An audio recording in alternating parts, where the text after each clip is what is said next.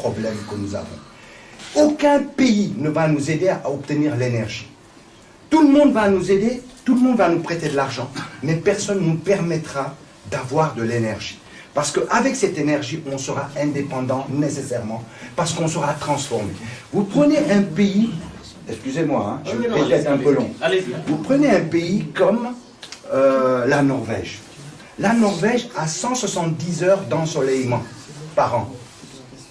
Et c'est un pays qui a du pétrole, du gaz. Mais ils ne l'utilisent pas. Ils vendent tout pour les générations futures. Dans tous les fonds d'investissement, vous voyez l'argent de la Norvège. Ils ne l'utilisent pas. Ils utilisent des centrales thermodynamiques, hydrauliques. Et ils font leur propre énergie propre. Et ils ont beaucoup d'énergie. Et c'est le pays où l'énergie pratiquement est la moins chère. Vous prenez notre zircon, qu'on ne sait pas transformer malgré qu'on ait du gaz, qu'on ait tout. Je vais y revenir. Eh bien, les gens prennent notre zircon, l'envoient en Norvège pour qu'on fait fondre le zircon et le travailler. Parce que pour travailler le zircon, il faut beaucoup d'énergie.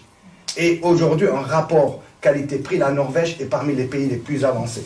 Donc nous avons au Sénégal, et vous ne l'avez pas dit, il faut le répéter, il faut le marteler, il ne suffit pas de dire au Sénégal qu'on a du soleil.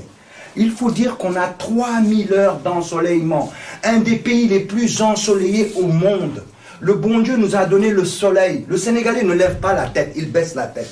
Parce que s'il levait la tête 30 secondes, il comprendrait que nos intellectuels, nos personnes devraient aller dans les études pour récupérer cette énergie solaire. Nous avons plus de soleil que l'Arabie Saoudite. Nous avons plus de soleil que le Maroc. Nous avons plus de soleil que le Sahara. Il ne faut pas confondre ensoleillement et chaleur. Quand le soleil se lève au Sénégal, il se couche au Sénégal. Le temps du lever et du coucher est plus long que dans ces pays arabes. Donc nous avons plus d'ensoleillement. Et nous ne l'utilisons pas parce que nous avons des cadres, nous avons des gens qui nous dirigent, qui ne comprennent pas. Lorsque je vois les panneaux solaires, je rigole. Je rigole. Parce que les panneaux solaires, ce n'est pas ça qui vont nous développer. C'est la thermodynamie solaire. Et les gens qui ont le brevet, c'est les gens qui ont le moins d'ensoleillement dans le monde. 170 heures en Norvège, et c'est eux qui ont le brevet des centrales thermodynamiques solaires. N'attendez pas de la France de l'avoir. La France n'a pas de soleil. Elle ne le développera pas pour nous. La France a tenté une expérience de thermodynamie solaire, de centrale en Corse. Ils l'ont abandonné parce qu'ils n'ont pas su le gérer. Vous allez en Espagne, vous allez en Italie, vous allez aux États-Unis, dans la Floride et tout ça, ils n'ont que des centrales thermodynamiques solaires. En Espagne, il y en a 400.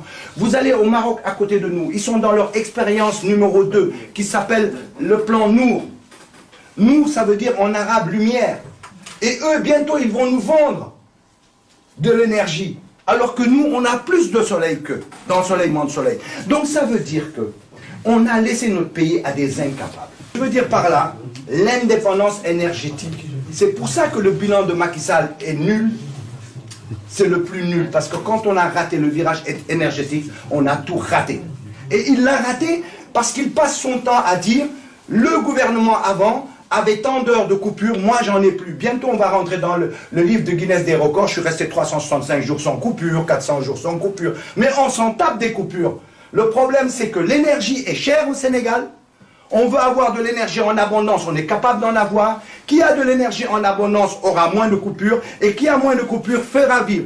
Donc ça veut dire qu'au Sénégal, on ne pourra pas transformer nos industries halieutiques, on ne pourra pas transformer notre agriculture, on ne pourra rien faire. Et on restera dans la pauvreté parce que c'est l'industrialisation du Sénégal qui permettra aux Sénégalais d'avoir du travail, d'avoir des objectifs, de faire vivre leur famille, de vivre, d'avoir de l'argent et de pouvoir se projeter.